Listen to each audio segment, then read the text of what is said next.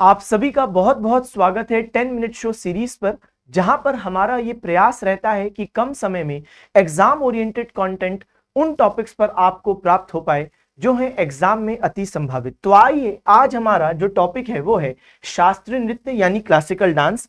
Already classical dance पर exam में questions आ चुके हैं, मैं आपको पीवाईक्यूज भी दिखाऊंगा बीच बीच में। सबसे पहली बात, जब हम क्लासिकल डांस की बात करते हैं तो भारत में संगीत नाटक अकादमी के अंतर्गत 8 क्लासिकल डांसेस को रिकॉग्नाइज किया गया है, मान्यता दी गई है 8। जबकि जो मिनिस्ट्री ऑफ कल्चर है, जो संस्कृति मंत्रालय है, वो 9 डांसेस को क्लासिकल डांस का दर्जा दिया हुआ है। यानी वो जो एक एक्स्ट्रा डांस है वो कौन सा हुआ? छऊ। तो वो जो छऊ नृत्य है, तो इसे मान्यता किसने दी हुई है? मिनिस्ट्री ऑफ कल्चर ने। लेकिन संगीत नाटक अकेडमी इसको क्लासिकल नहीं मानता। जबकि वो 8 क्लासिकल डांसेस जो दोनों ने मान्यता दी है वो कौन से? आइए, सबसे पहले भरतनाट्यम, जिसका उद्गम कहां से हुआ है, ओरिजिन क्या है? तमिलनाडु। आप ऐसे याद कर सकते हैं, भरत ना मिल, भरत रहने दे मत मिल, तो भरत ना मिल, भरत भाई रहने दो। फिर कथकली और मोहिनीअट्टम केरल। अब जब हम केरल की बात करते हैं तो हमें यहाँ पे कीवर्ड उठाना है करेला। करेला खाने से चेहरा कली जैसा खिलता है, चेहरा मोहक हो जाता है, तो कथकली और मोहिनीअट्टम केरल। फिर आ जाइए कथक उत्तर प्रदेश। तो कहां के लोग थकते नहीं है? तो कहां के लोग थकते नहीं है? उत्तर प्रदेश के लोग थकते नहीं है, तो कथक उत्तर प्रदेश। फिर कुचिपुड़ी, कुचिपुड़ी आंध्र प्रदेश। तो कुचिपुड़ी से हमें बनाना है कच्ची पुड़ी। कच्ची पुड़ी कौन खा लेगा? बेचारा अंधा व्यक्ति कच्ची पुड़ी खा लेगा, क्योंकि जिसे दिख रहा है वो तो नहीं खाएगा, लेकिन जो अंधा व्यक्ति है वो तो बेचारा कच्ची पुड़ी खा लेगा। मणिपुरी मणिपुर, उड़ीसी उड़ीसा, और जो सत्रिया है ये असम का। और संगीत नाटक अकेडमी ने सबसे जो लास्ट में रिकॉग्निशन दिया है इन 8 में से, तो सत्रिया नृत्य को ही दिया है। साल 2000 में इसको मान्यता मिली थी क्लासिकल डांस के रूप में। चलिए अगली बात करते हैं, oldest to newest historical emergence की सबसे पुराना और सबसे नया डांस। तो इस क्रम को अगर हम देखें तो सबसे पुराना है भरतनाट्यम, उसके बाद हम देखते हैं ओडिसी, फिर कथक, फिर मणिपुरी, फिर कुचिपुड़ी, फिर सत्रिया, फिर कथकली और फिर मोहिनीअट्टम इमर्जेंस में। यानी कि अगर हम बात करें कि ऐतिहासिक उद्गम, तो यहां पे मोहिनीअट्टम का सबसे लास्ट में उद्गम हुआ है। जबकि संगीत नाटक अकेडमी ने सबसे बाद में किसको रिकॉग्निशन दिया? सत्रिया। अच्छा, तो भरतनाट्यम सबसे पुराना और मोहिनीअट्टम जो केरल का है वो सबसे नया। अब इस पर बेस्ड एक क्वेश्चन है, निम्नलिखित भारतीय शास्त्रीय नृत्यों को उनके ऐतिहासिक उद्भव के क्रम में व्यवस्थित करें। तो आपको क्या दिमाग में रखना है? सबसे पुराना है भरतनाट्यम और सबसे नया है मोहिनीअट्टम। तो भरतनाट्यम दिए गए ऑप्शंस में सबसे पहले होगा और मोहिनीअट्टम सबसे एंड में होगा। तो ऐसा ऑप्शन देखो जिसमें 3 से शुरुआत हो और 4 से खत्म हो। तो ये है क्या? नहीं। ये है क्या? ये भी नहीं। ये है क्या? तो यहाँ पे सही जवाब हो जाएगा हमारा ऑप्शन 3, 3, 1, 2, 4, क्योंकि यहाँ पे भरतनाट्यम से शुरुआत, क्योंकि वो सबसे पुराना, और मोहिनीअट्टम सबसे नया। आइए आगे की बात करते हैं। अब यूपीएससी प्रीलिम्स में एक बार ये क्वेश्चन पूछता है, यहां पर आपके सामने 3 डांसेस और 3 राज्य हैं, कौन सा पेयर सही है? गरबा गुजरात। अब देखो, एक होता है क्लासिकल डांस, एक होता है फोक डांस। तो फोक डांस यानी लोक नृत्य, ये किसी राज्य के एक विशेष क्षेत्र में किए जाने वाले नृत्य हैं, वो भी किसी विशेष अवसर पर, जैसे फसल कटाई, हार्वेस्ट, या फिर मान लें कोई शुभ अवसर हो गया जैसे विवाह या बच्चे का जन्म, तब इन डांसेस को किया जाता है। अच्छा, तो गरबा गुजरात का फोक डांस है, सही बात है। मोहिनीअट्टम उड़ीसा का है क्या? नहीं। मोहिनीअट्टम तो चेहरा मोहक कब होता है? जब करेला खाते हैं, है ना, तो केरल। अच्छा, यक्षगान कर्नाटक, ये भी सही है, कर्नाटक का फोक डांस है यक्षगान। तो यहाँ पे कितने पेयर्स हैं जो कि सही मैच्ड हैं? 2 पेयर सही मैच्ड हैं, तो 1 और 3 यहाँ पे सही है। तो सी आपका जवाब एकदम ठीक है। तो यहाँ पे सी आपका जवाब एकदम ठीक है। चलो आगे बढ़ते हैं। अब हम लोग डिटेलिंग करेंगे। सबसे पहले भरतनाट्यम। तो भरतनाट्यम जो नृत्य है, इसे बच्चे सादिर अट्टम या दासी अट्टम भी कहते हैं, क्योंकि तमिलनाडु वाले क्षेत्र में पहले यहाँ पे देवदासियां, जो मंदिर को समर्पित लड़कियां थी, तो ये करा करती थी इस डांस को, तो इसलिए इसको नाम मिला सादिर अट्टम या दासी अट्टम। और यही समय के साथ फिर बड़े क्षेत्र ने अपनाया, तो ये भरतनाट्यम बना। अब ये भरत मुनि के नाट्य शास्त्र से जन्मी इस नृत्य शैली का विकास तमिलनाडु में हुआ। ये जो भरत मुनि साहब हैं, तो भरत नाम के एक ऋषि या मुनि, ये प्राचीन भारत में थे। इनकी एक पुस्तक है नाट्य शास्त्र, और इस पुस्तक में क्लासिकल डांस, क्लासिकल ड्रामा और क्लासिकल म्यूजिक के नियम यानी रूल्स लिखे। तो शास्त्रीय नृत्य, शास्त्रीय नाट्य और शास्त्रीय संगीत के नियम लिखे हुए हैं।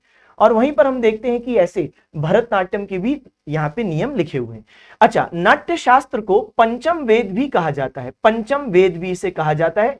ऐसा इसलिए क्योंकि इसके जो शब्द हैं वो मान्यता है कि ऋग्वेद से लिए गए, जो इसमें म्यूजिक के रूल्स हैं वो सामवेद से लिए गए हैं, जो इसमें जेस्चर्स यानी मुद्राएं हैं वो यजुर्वेद से ली गई हैं, और जो इसमें इमोशंस जो भावनाएं हैं तो वो लिए गए हैं अथर्ववेद से। जेस्चर मुद्रा जैसे कि हाथ का मुद्रा, तो ये कहां से लिया गया है? यजुर्वेद। और इमोशंस तो वो है अथर्ववेद, इसलिए इसको पंचम वेद कहा जाता है। पुराना नाम हमने देख लिया।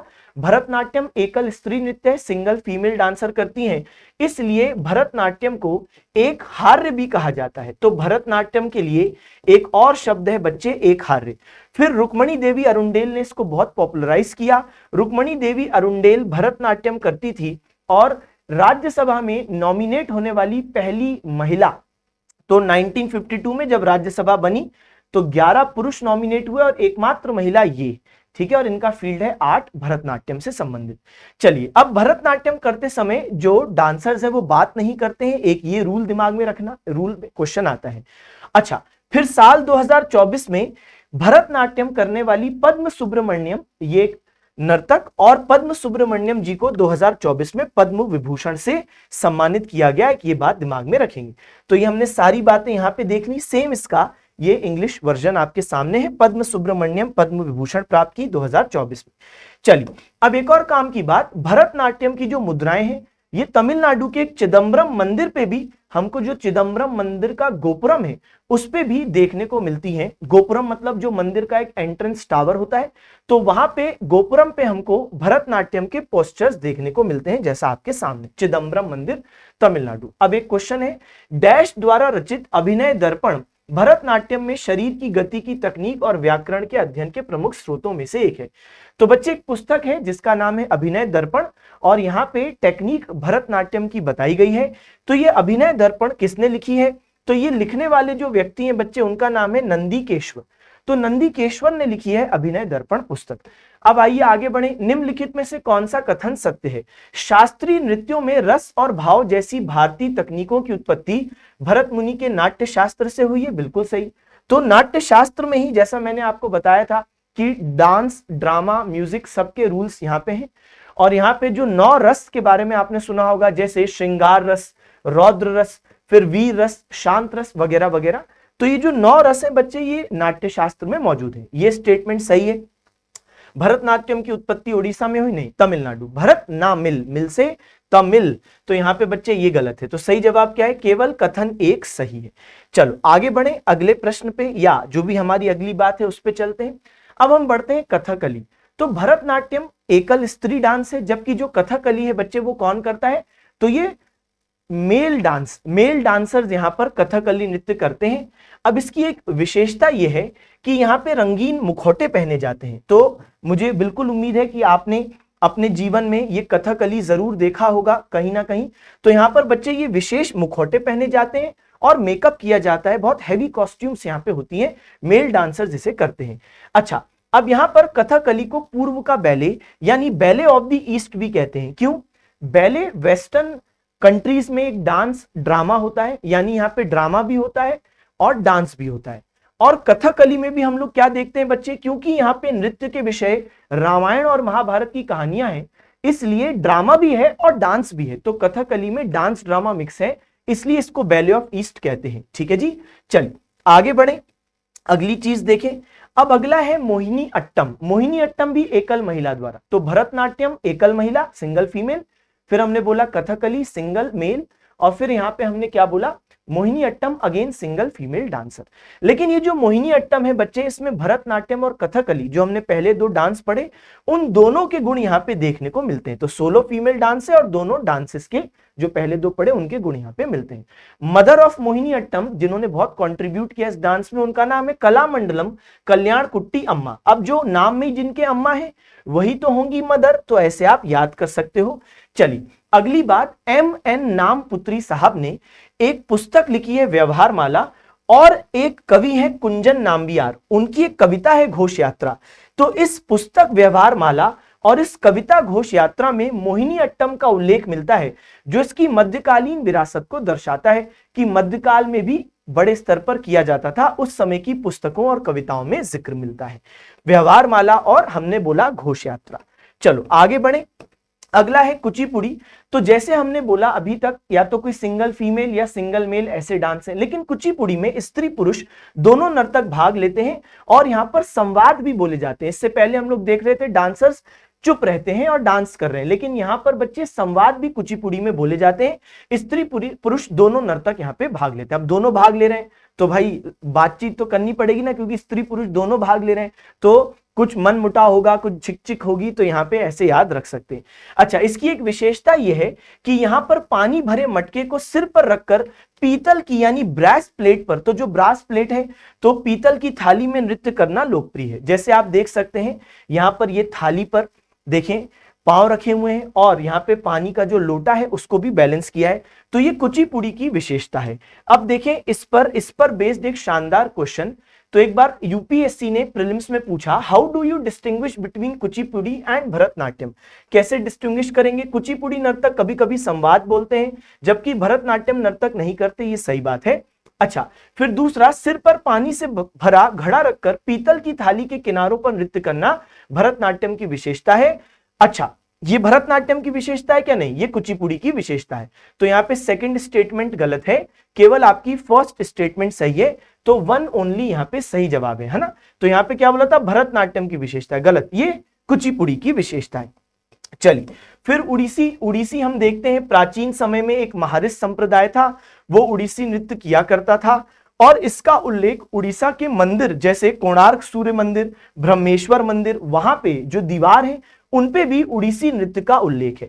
यहाँ पे दो बहुत इंपॉर्टेंट पोजीशंस हैं, चौक और त्रिभंग।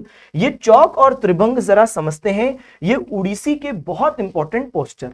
जब मैं चौक बोलता हूं तो यहाँ पे चौकोर आकृति यानी स्क्वायर शेप बनता है। अगर आप यहाँ पे नोटिस करेंगे, हाथ देखिए कितने स्ट्रेट और पांव देखो बेटा, एक इधर एक इधर, कितना टफ है, तो ये कहलाता है चौक उड़ीसी में। फिर एक होता है बच्चे त्रिभंग। त्रिभंग क्या होता है? जिसमें आप नी यानी जो घुटना बाहर निकालते हो, वेस्ट अपोजिट डायरेक्शन में, नी इधर है, वेस्ट इधर है और जो आपका फेस है वो अगेन बाहर की तरफ है, यानी अपोजिट डायरेक्शन में यहां पर आपका नी रहता है, वेस्ट रहता है और नेक रहता है। चलिए, यहाँ पे केलुचरण मोहपात्रा जी हैं, ये भी उड़ीसी नृत्य से संबंधित और ये पद्म विभूषण प्राप्त करने वाले उड़ीसा के पहले व्यक्ति हैं। तो उड़ीसा के पहले व्यक्ति जिन्होंने पद्म विभूषण प्राप्त किया वो है केलुचरण महापात्र। साथ साथ उड़ीसी में एक मायाधर राउत है जिनको फादर ऑफ ओडिसी डांस यानी उड़ीसी नृत्य का जनक भी माना जाता है। अब यहां पर देखें बच्चे, क्वेश्चन पूछता है कि त्रिभंग, यूपीएससी प्रीलिम्स ने पूछा त्रिभंग क्या है? One leg is bent and the body slightly but oppositely curved at waist and neck, यही होना चाहिए। फेशियल एक्सप्रेशन होते हैं क्या? नहीं। Movement of body, face and hands are used to tell a story, story बताने की कोई बात ही नहीं है। Little smile and hand gesture, नहीं। सही जवाब है बच्चे, त्रिभंग क्या होता है? एक पैर मुड़ा होता है, शरीर, कमर तथा गर्दन पर थोड़ा लेकिन विपरीत दिशा में वक्र होता है। तो यहाँ पे ये भी हमने जबरदस्त रूप से कर लिया बच्चे इसको खत्म। तो मुझे आशा है कि यहां तक आपको ये पूरी चीज समझ में आई होगी। यहां पर मैंने कुछ ओल्ड नेम्स भी बच्चे लिख दिए हैं आपके डांसेस के लिए, तो इसको आप एक बार जरूर रेफर कर लेना। चलिए, तो अब हम लोग इस क्लास को यहां पे खत्म करते हैं। मुझे आशा है कि आपको बहुत कुछ रिवाइज अच्छे से हुआ होगा। कमेंट सेक्शन में जरूर बताइएगा सेशन कैसे लगा। Okay, bye bye. अब एग्जाम की तैयारी को और बेहतर करने के लिए हमारे चैनल को लाइक, शेयर और सब्सक्राइब करना ना भूलें।